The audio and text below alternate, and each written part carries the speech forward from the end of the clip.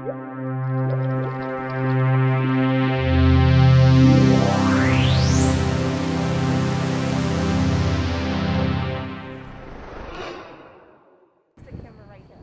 folks, this is Doug from Lightform here. We're just getting set up with our Lime stream. We have two devices here, Lightform LF2s. These are projection mapping devices, and then we're using the Lightform Creator software to design projection mapped experiences on top of these. The unique and special thing about Lightform, if you're unfamiliar, is that we use a scanning process to simplify a lot of the creative design workflow. Traditional projection mapping, you're spending a lot of your time looking at points and moving your cursor around in the real world. With our software, we use a process called visible structured light to take a scan of the scene. We project a series of patterns on the scene, and then we actually reconstruct an image of the target from the perspective of the projector's lens. So when you paint a pixel of light on the screen on top of a feature, it's going to appear where you would expect it in the real world. And so we've got a couple of things here. Oof, geez. We've got a couple of sculptural designs here, and then we have one painting as well that we're gonna map. So we're gonna start doing a scan in just a moment here, and then we can get going. Just a moment. Let's put some more weight on the back of that. Make sure that we don't lose it.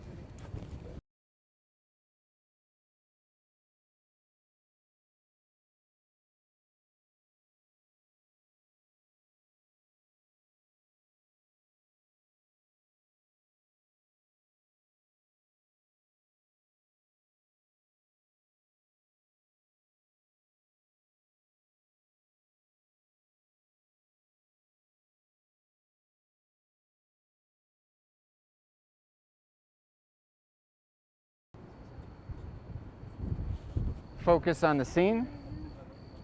I'm looking at Dreamy Mink is my Lightform device over here on the right.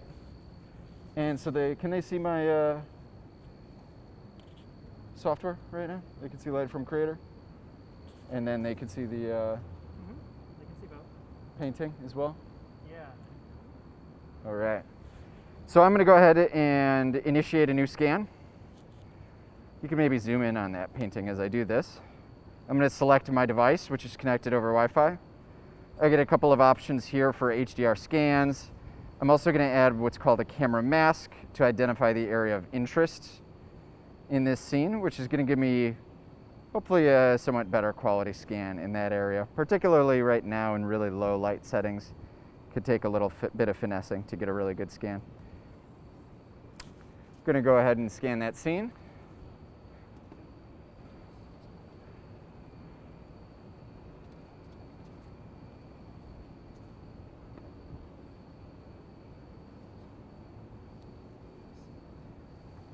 Oh. Sorry, we'll restart when they're done.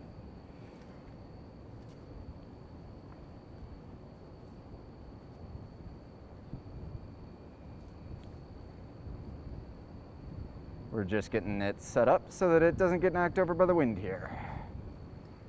All right, we good? Maybe.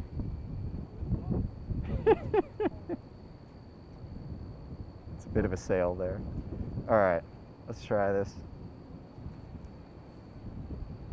And we're gonna start a scan. You're gonna see a series of patterns projected on the scene. Again, this is called visible structured light.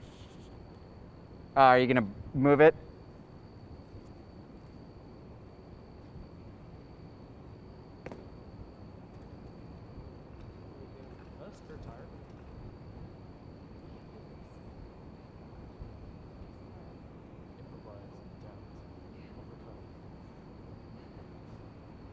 Hang on, I'm gonna stop it again. I'll wait.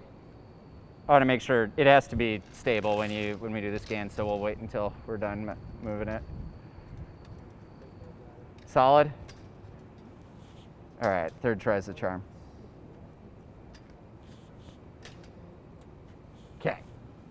So this will scan for just a moment here. And now that we have added some weights to our scene, hopefully it won't get knocked over by the wind. So again, visible structured light. We're projecting a series of patterns, and what we're doing is we're calibrating the position of the camera relative to the position of the projector's lens. And what we're reconstructing is a 2D image from the perspective of the projector's lens. And this is a two-dimensional painting, but if this was a 3D scene, we would also get back some disparity data to generate certain effects and assist with quick selection of areas based on depth of the scene. So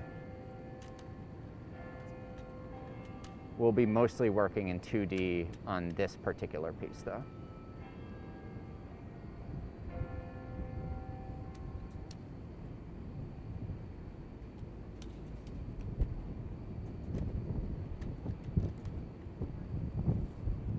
We'll see what we get back. It might be a little blurry because there's so much wind here right now that it's really flapping around and moving as we're taking this scan. And so that could impact the quality of what we get.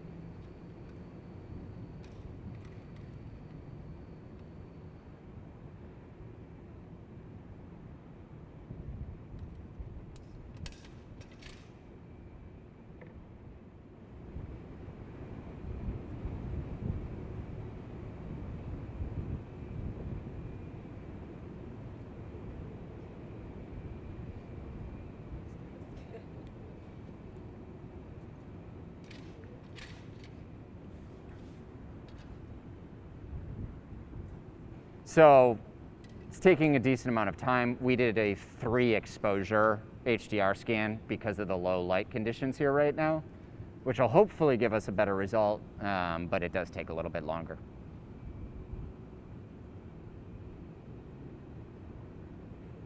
There we go. So again, I can go to a preview mode here where I show the cursor on the screen. And what you could see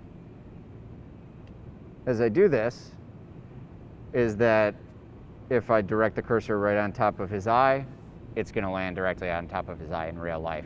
And so we've basically calibrated out the discrepancy between the camera position and the projector position. And so this makes creative design on top of a scene like this really pretty easy. I'm going to leave it in this preview mode where we're basically seeing what's happening both in real life and on the computer. And then I've got a number of tools that people have used, like the Adobe suite would probably recognize as fairly familiar. Pen tools, rectangles and ellipses. And then we've also got quick select style tools. And a brush tool. So I'm going to use, in this case, let's try the magic brush. And let's see if we dial that up a bit. Let's see how that compares actually to the magic wand tool. I think that's going to work a little bit better for us.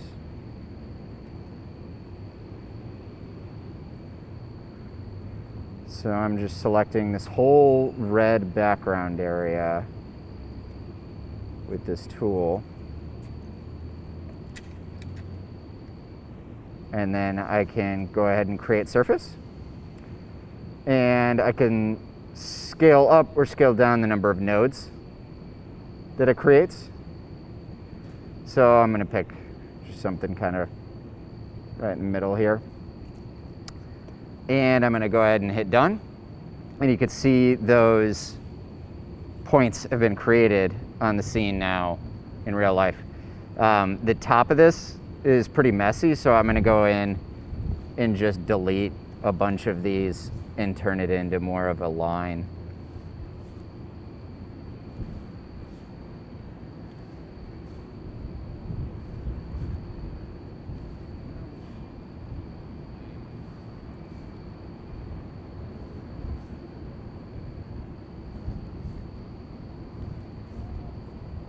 And then once I do this, I'll be able to throw an effect on in just a couple of seconds.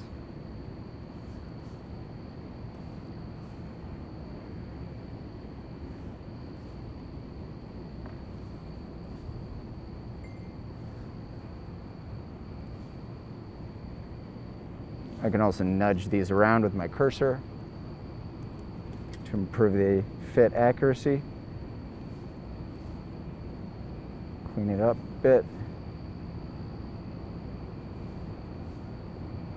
And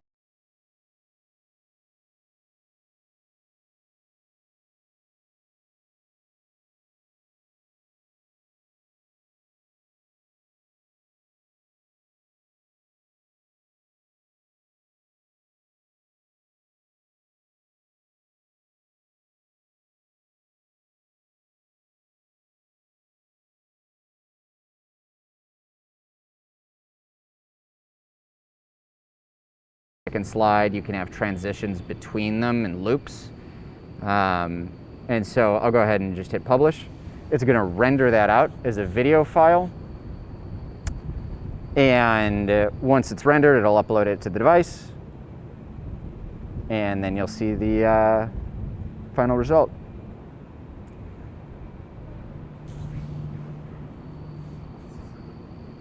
So now I can go back in and I'm going to go ahead and duplicate this slide. And on the next slide, let's add a fade out and a fade in. And on this slide, I'm going to add some additional elements to this. So again, with this scene has a lot of sort of complex organic shapes and intricate details. So my rectangles and circles aren't really particularly useful. I could use the pen tool to trace out these elements a little more carefully, but we're trying to keep things moving here, so we'll give it the magic wand a test this time. So let's try, in this case, going for their, yes, let's just start grabbing some of the details of their jackets. And this is going to be kind of interesting. We're not really grabbing the whole areas, just sort of selected sections. So we'll probably get a fairly interesting looking result from this. We'll create that surface, drag that down just a bit. Oh, maybe up a bit. Great. And so now on this, we're going to add an additional one of these effects. Let's go for rainbow edges. And we will go ahead and publish that to see what it looks like.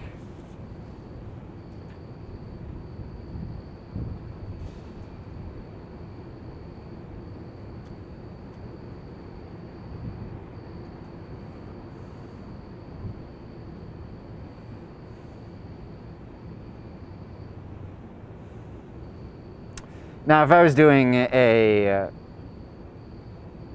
more professional quality project here, I would spend more time cleaning up a bit of those nodes and points in the scene, like around his hat. You could see the fit accuracy isn't perfectly accurate, but the beautiful thing about Lightform is that you can create some pretty magical experiences really quickly on the fly like this. So now you can see that effect published to his shirt.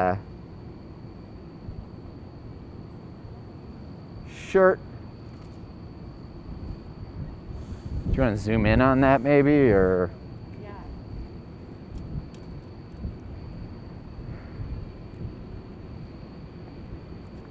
And we can do one more of these effects just to just for the heck of it. Let's do his glasses.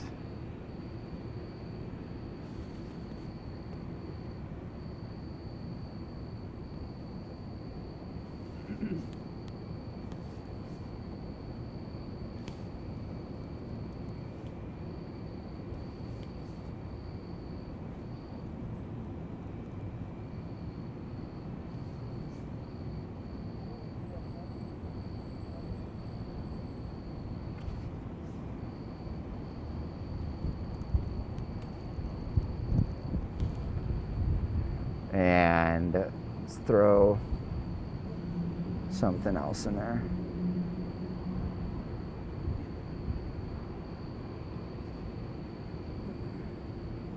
And then we can show you some of the other things besides some of these built-in effects.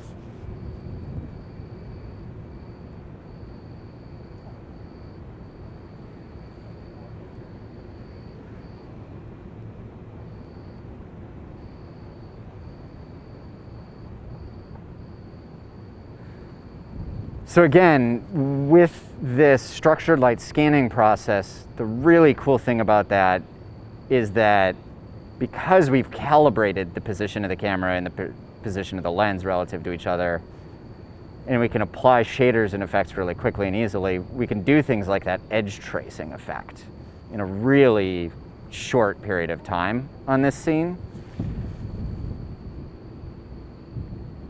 which is pretty difficult to do with many other workflows.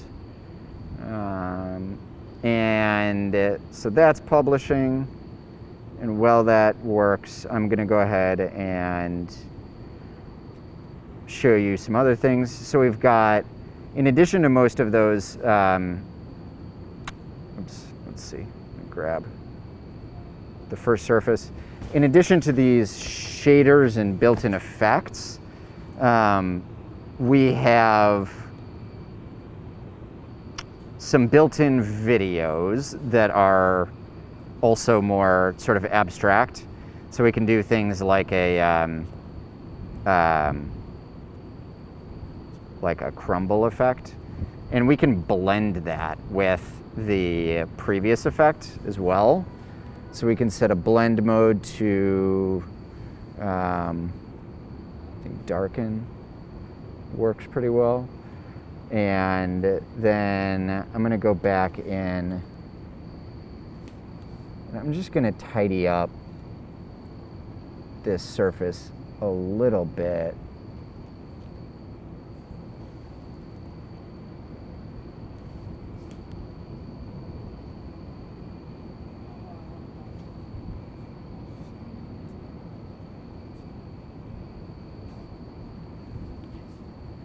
But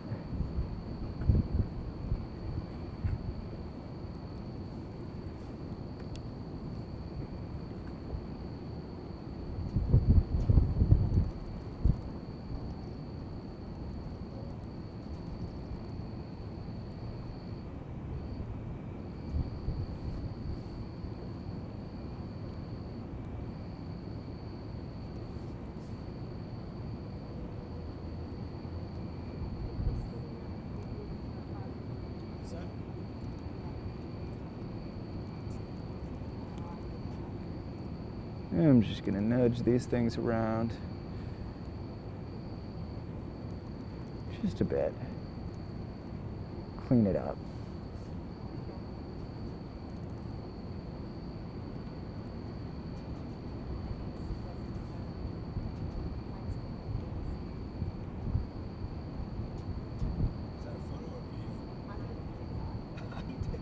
Okay.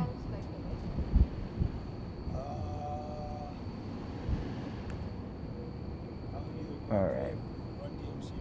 Patience, patience. All right, that's good enough for now. And so I'll go ahead and publish that. And we'll keep moving in this more video style of direction shortly.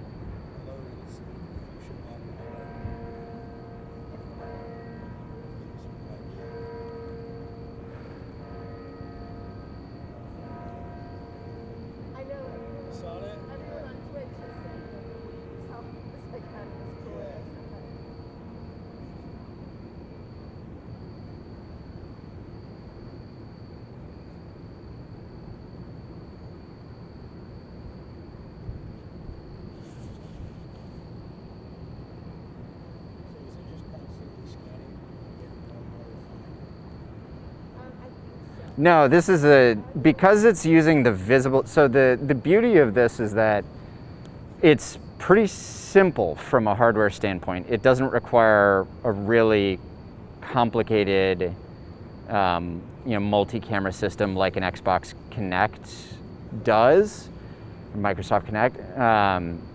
We just use a single RGB camera and then the projected light to project the patterns. And so it's not, this particular process is not a dynamic one because you have to wait for it to project those series of patterns and then stop. So it's not continuously scanning. Like once it stops projecting those patterns, that process is over. And so let me do another one in here. And now on this slide, I'm going to go ahead and drop something else in. So again, going back to my asset browser, I've got all of these sort of built-in video, abstract style videos, but we also have a library of stock effects. And if I click on Browse Catalog, I'll pop up, is that showing up, the pop-up? This library of stock assets. And so we've got thousands and thousands of stock assets built in over an API connection to a stock video site. So I could do something like, I don't know, let's go rain.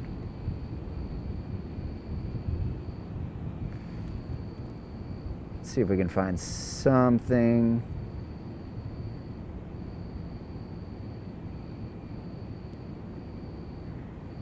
Let's go some raindrops on a window. It's going to download that locally. And let's grab some more while we're in here. Let's do who's got an idea? Let's see. Clouds. We'll stick with the weather theme here.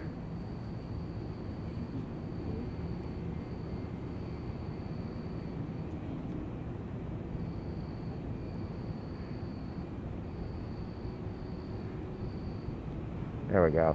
Let's do that.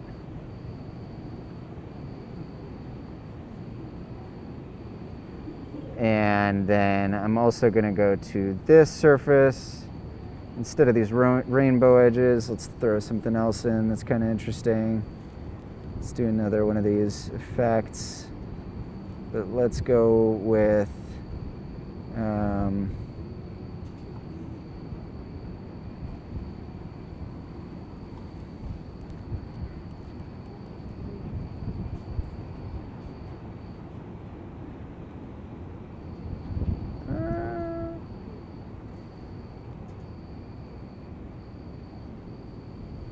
might look cool. We'll see how that looks. So someone's asking how long is it on the projector and is it effective at different ranges? This is a 1.2 throw ratio projector, and yes, if they go to at Lightform Inc. on Instagram, we've done a couple of fun mappings around town the past several days even. We did like an RV. We did a big mural outdoors, and we did a series of cliffs, actually, all with this device on much larger scale scenes. So we could try pointing it up at that wall in a bit. That might be a little too far and too big to really effectively scan. The limitation is going to be, you might see some light projected even from all the way back here on that far wall of the building, but it won't be bright enough to get a good scan because the camera needs to pick up the contrast of the light and dark spots.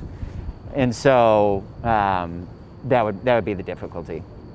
But at night in lower light environments, it's pretty amazing how much of a punch this little LF2 projector can pack.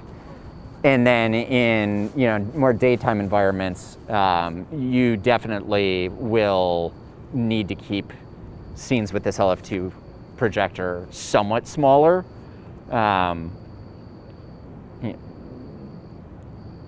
Yeah, it makes a big difference how much ambient light you have in the environment.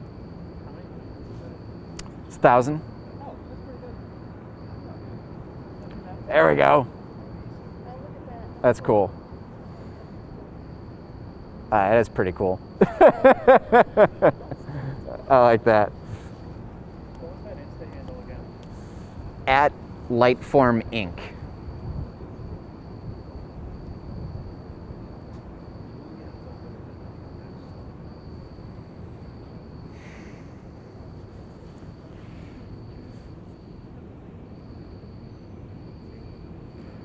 So for that matter, we also could just throw a little bit of where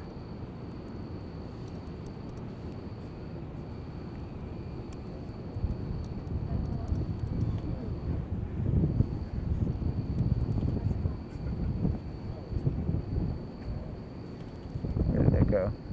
Greg is also, something else goes. Greg is also asking,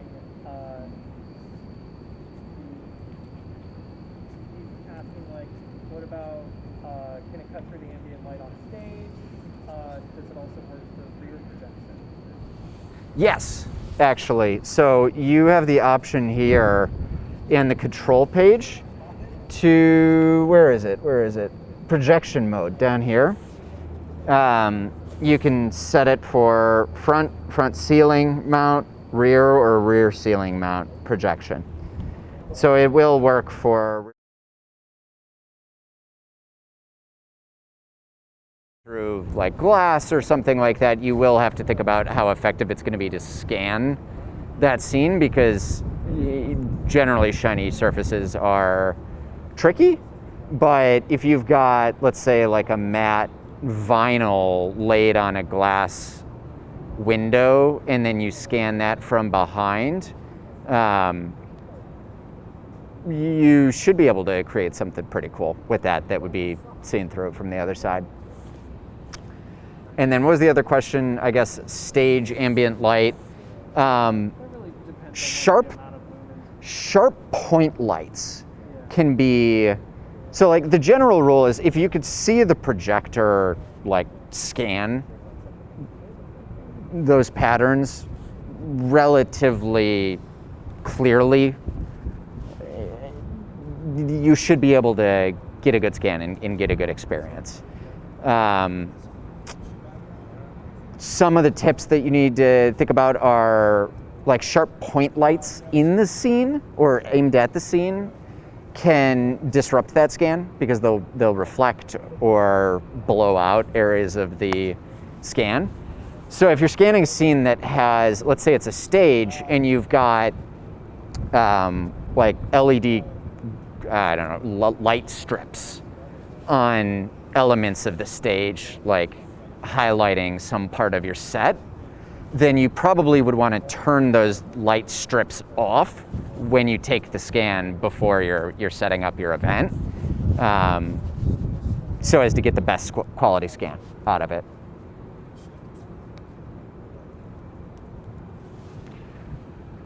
What else can we do here? You can also access these devices remotely. So we have cloud control. I won't fully demonstrate that right now, but you're able to actually log in to a cloud controller website to scan, change settings and parameters, play and stop projects, things like that. So you can control a device remotely from a different location with the cloud feature. And some other things that can be really useful include some of these interactive features. So OSC is a control protocol that you can use to control different parameters of an effect. So, for example, you could hook up OSC to a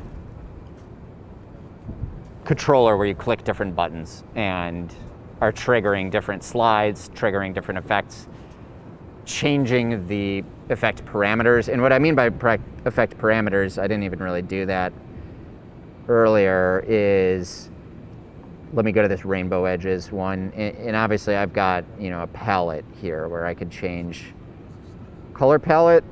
I can also do things like change the edge width of these rainbow edges and the loop count. So this is gonna modify speed, do transformations, things like that.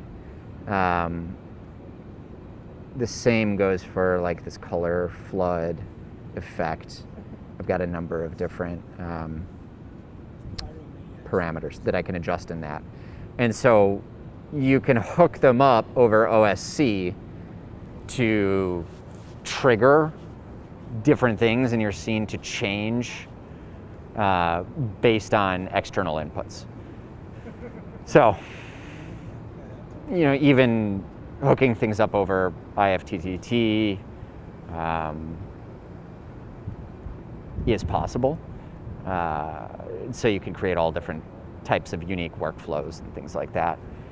The other thing that we just rolled out is audio reactivity. And this is an LF2 device. This was our earlier generation. And I don't have a microphone on this one right now. I would need an external USB microphone to go with this. But the newest generation of the LF2, the LF2 Plus, that just came out this January, has a built-in microphone for audio reactivity, sound reactivity. And so you can, again, adjust different effects and add filters and make things glow and pulse and bounce to music and that kind of thing. There's also ways to do that over OSC using a couple of other programs that we have tutorials for on our website. If you go to lightform.com and go to the help section, click the guide and scroll down to tutorials. Let me see if I can share OBS Ninja. Can I share my browser? Do I have to hit stop share to? Probably, right? Hold on. Share a screen. Wait.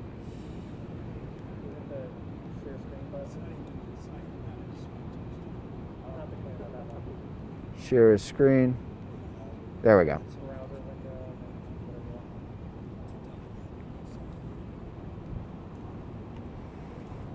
So Lightform guide, you could see a bunch of different tutorials, and we're starting this spring to do a huge push to roll out a bunch of additional YouTube tutorials, both in-house and rewarding our community for creating good tutorial content to help us push that along. So you can do things like sync audio to live effects with an external application called Vezzer. There's another one called QLab. And then again, down here we've got like Alexa voice control with IFTTT. So you could say, Alexa, turn on Lightform, or Alexa, play a certain scene. And And it would connect to the projector. yeah. This Stream Deck is one of the examples of sort of more button-based triggers, if you will. So if I go to projects here on the Lightform website, you can see a bunch of fun stuff that we've done. And this Battle Station one is a live streaming example where she is using an Elgato Stream Deck to control Lightform effects and trigger different slides and animations to happen with the push of a button. So fun stuff like that. And then what else?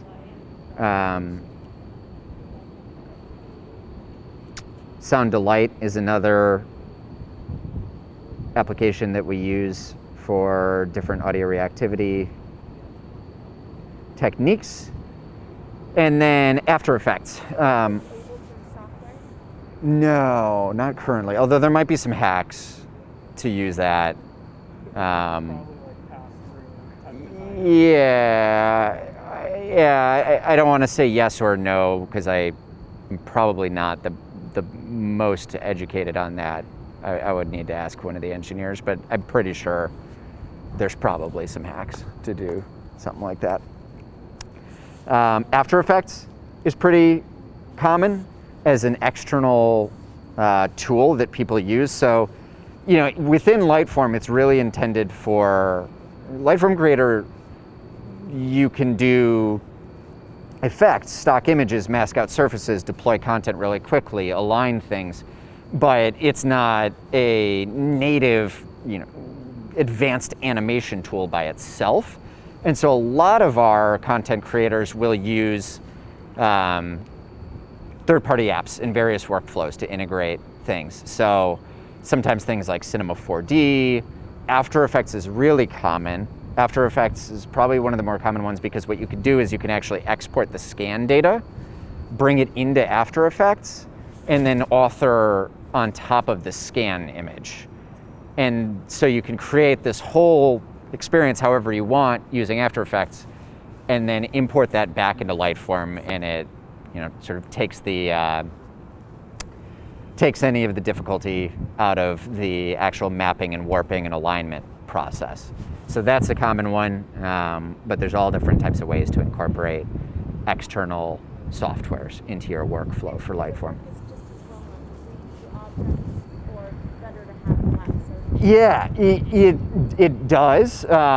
It's pretty interesting the trade-offs that you get when you start to get into a really 3D space. So one, you know, I'd like to probably point this at something else to show you guys a scan of something 3D now. Yeah. So maybe I could do that just to give you an idea. Stop sharing that. Let me go back to share creator. Share Lightform creator. Design. So I'm going to stop playing this project now, and I'm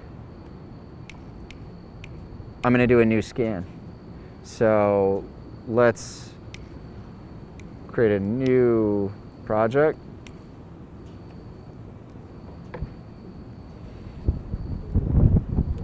We're going to go,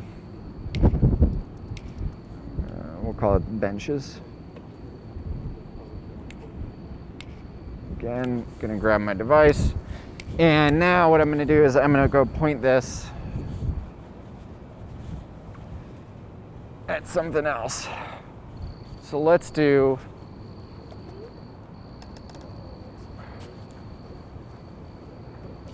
something like this.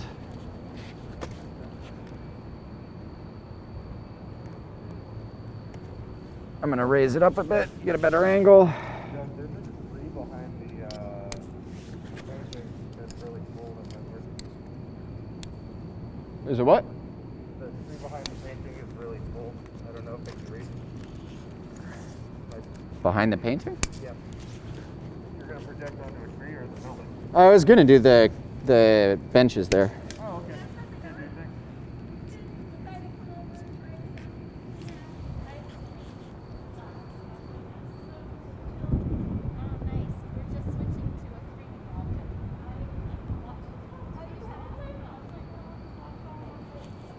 All right. Let's make sure we're focused here.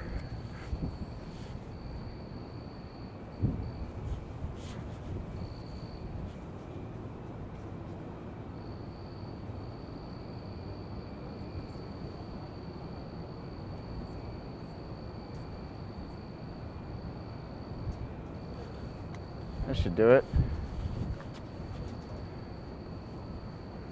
I'm gonna raise up a little bit higher to get more of the light hitting the flat surface.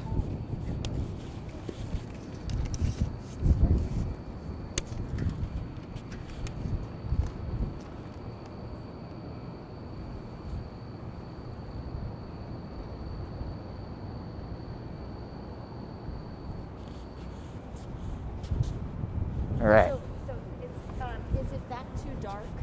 Is the mannequin too Yeah, so you know, generally black colored objects and shiny objects are the least effective Okay. for projection mapping.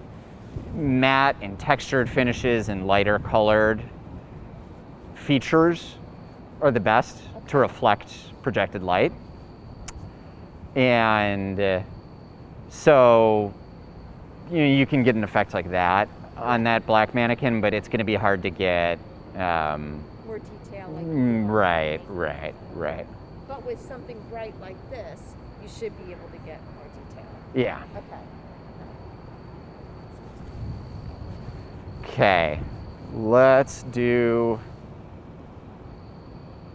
this new scan over here.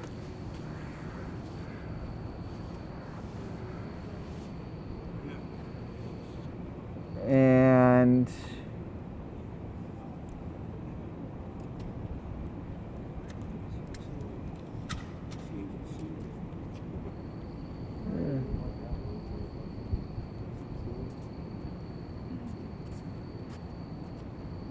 now this one might be interesting because we've got the bright lights from inside the building in the background, Yeah, I was wondering if that was which could cause issues. So we'll see. And then I really would like to get that tree also, but well, let's try this whole thing. If it doesn't turn out very well, we might have to come back and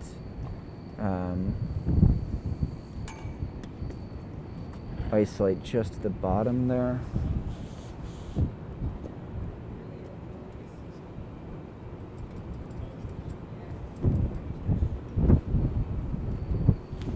Actually, you know what I could do? Sorry, I'm gonna pause that a moment. I'm gonna raise it up even more to get, because if we point it a little more down, then we should be able to avoid some of that light. Yeah, thanks. Yeah, it's cool. Really cool. Thanks for coming.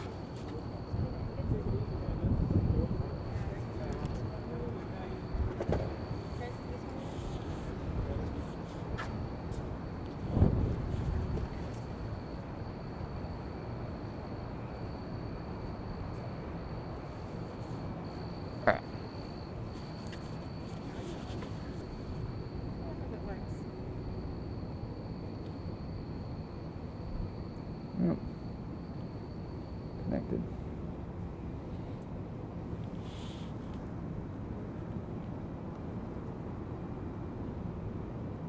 Yeah, let's give it a try.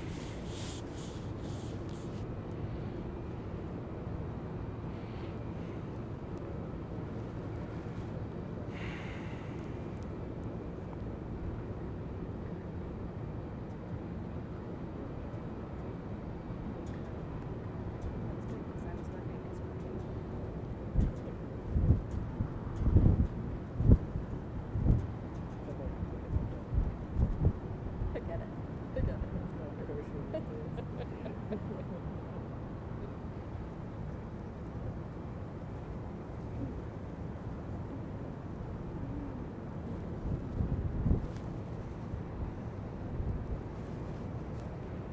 I have a question on like the programming of this. Obviously, it's looking for that kind of stuff, but like, where do you get your like pre-made visualizations? Do you have like an in-house team of graphic artists who do that? Yeah, we do. Most of those effects are developed in-house. Yeah. I thought you said that you had a community who submitted. Can communities submit? So there's A lot of those built-in effects are developed or sort of customized in-house, and then we also have the the stock videos, which is an external stock video site that we have an API deal with. And then those custom effects and shaders, there's actually a way where Lightform users, if they fancy writing some shader code, can go in and modify and edit and customize those effects to make them behave as they'd like. So there's sort of infinite control to be able to play with those things, write your own effects and things like that. Greg has additional questions. Does this require a dedicated computer? Yeah, so the nice thing about Lightform is that it acts as its own media server. So you use your laptop to create with it, but then you can, after you publish and render the design, you can close your laptop and walk away and leave it there. And the device is playing by itself. Even with the sound thing, everything is built in? Yes, including, so you can have, with some limitations, you can run your live effects and audio reactivity and everything without your laptop, yeah. So have you done any retail installations? Mm-hmm. Yeah. And there's examples on your website for that? I think there's a couple of examples on the website. And then probably Google or YouTube, there's some additional ones. All right, so we've got a scan. The base looks pretty good there, actually. You could definitely see, so I didn't mask out those windows, they just got completely blown out because of the bright lights in this low light environment. And the pattern, when it's scanning those windows, there's basically nothing for it to reflect off of effectively. And so that gets completely washed out in the image here. I could still project something back there or manually trace it in. It's just that I don't have scan data that I can use for that area. And that's all right, because I want to focus on this bench anyway. So in this case, I am going to come in and use the pen tool. Oh, but first, before I do that, what I'd like to do is show you this. So we've been looking at this scan, color scan this whole time. I can also adjust some scan properties here, like brightness. I can adjust hole filling. That's not going to do anything really in this particular scene. Edges, also not going to do a heck of a lot. Let me get the brightness at least where I want it. Probably right there is good. But this is our disparity data. So didn't work particularly well on this scene, but you do get some useful disparity data out of this in terms of depth. And so we can make some effects that'll actually be kind of cool, that'll be based on that. Yeah. So let's go in and do the pen tool. And let's grab these points. Oh, we're going to preview while we do this. Again, we'll show the cursor so I can just see it on the scene. Help me along there. Pen tool, boom, boom, boom, boom. I'm going to do it quick because I can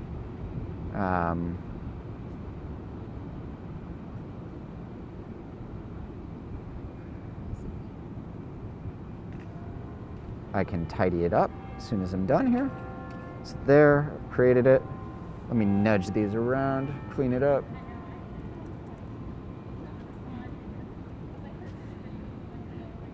Nudge it around.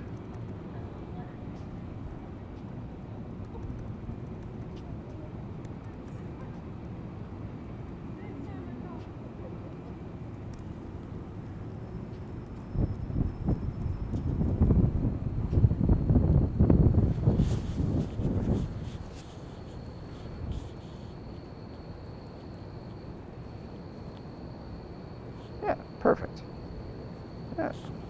Get this guy back onto the scene. And this guy.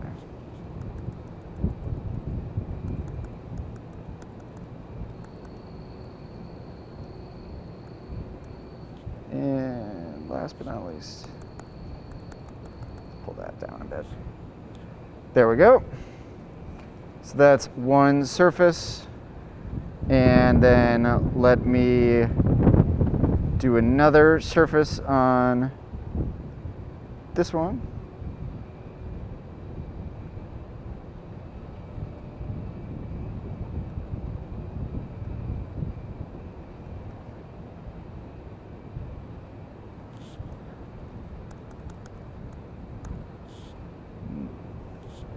Bump, bump, bump, bump, bump, bump, bump. I could also zoom in on the scan, but this is, and then this one.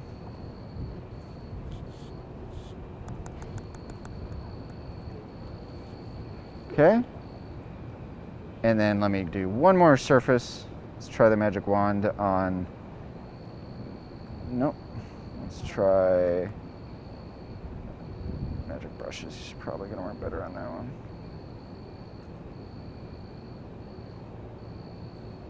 Oops.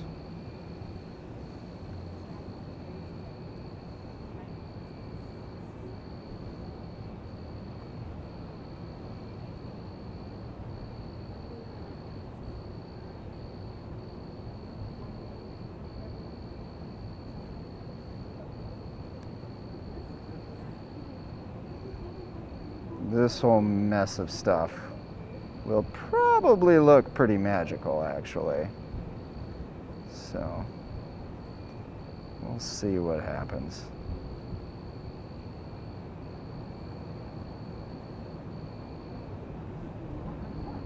Let me sit down.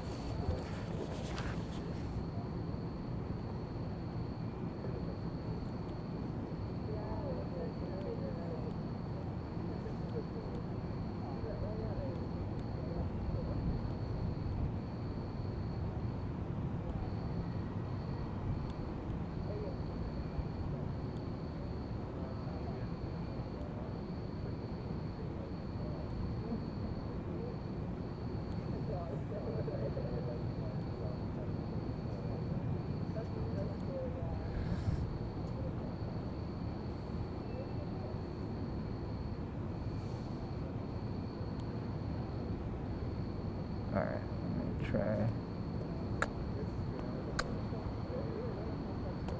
Good enough. Okay. So now I've got 3 different surfaces in this scene. This surface, I would like to try digital fade.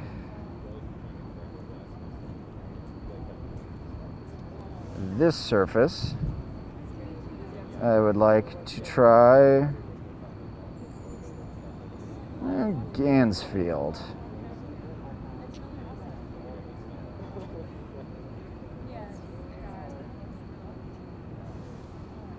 And I'm actually going to blend that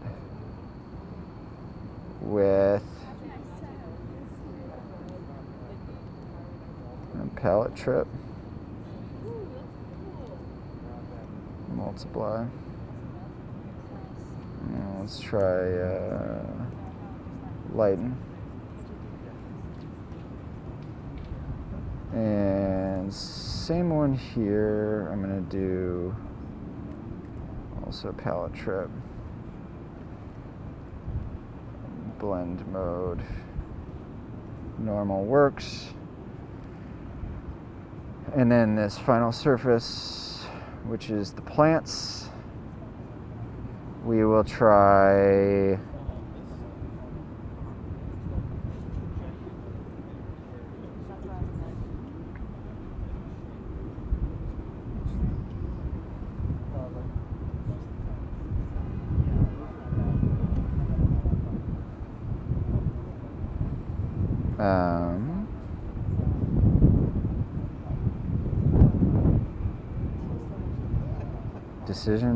decisions.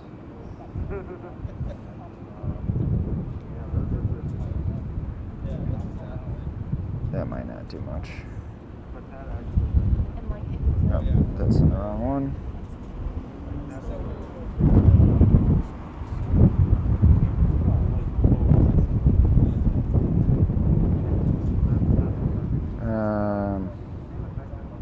That's not going to work very well. Let's try something else.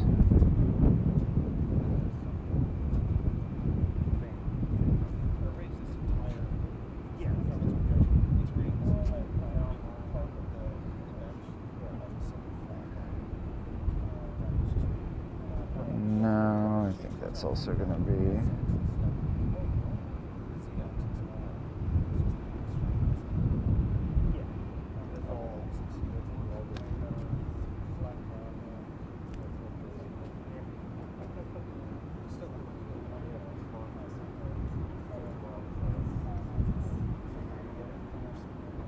Yeah, I'm gonna have to come back to that. But let's see what we get with the bottom two surfaces at least, and where that gets us. All right, publish that. Moment of truth.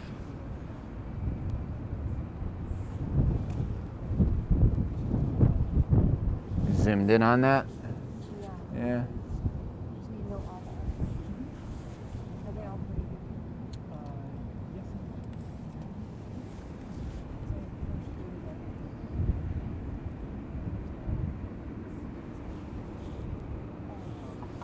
Yeah, all right.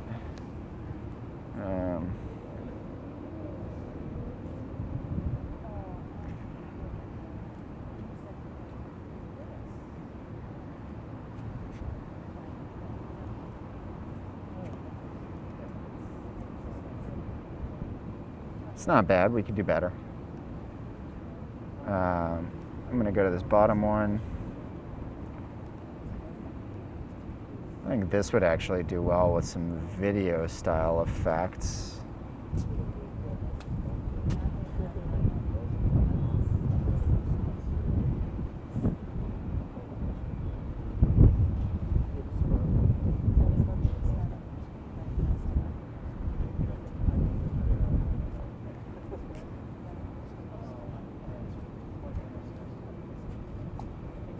So let's see.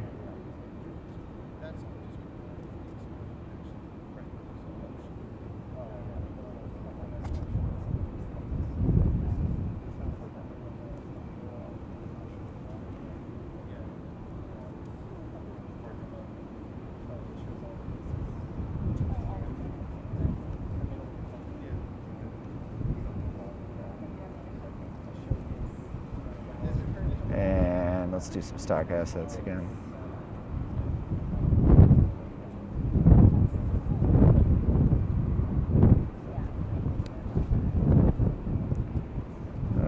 Okay.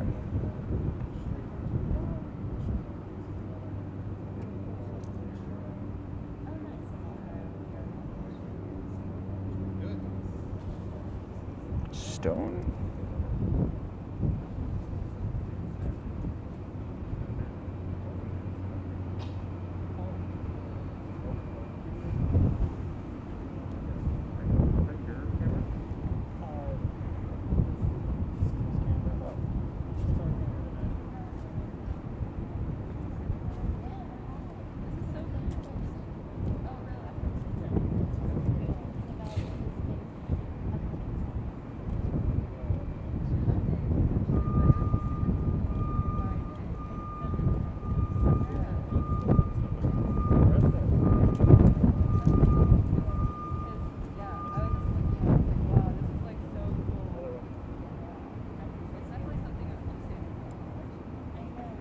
And on this one,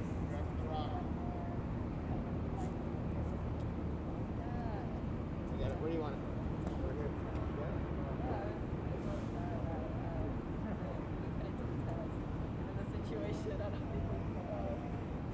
Like right by the drain.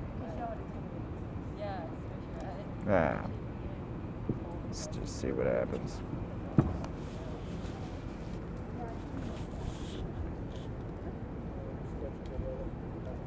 actually. And again, I've got controls over these slides, so I can loop this slide, loop these slides, so that I can put together an entire show. If you're doing like a music show or something like that, sometimes you'll just make 10 different slides or 20 different slides and be able to transition and toggle between them, but have them sort of looping with audio reactive effects throughout, but control when you're transitioning from one to the other live on the spot rather than trying to time it. So you, with just a click of the button, you can move to the next slide.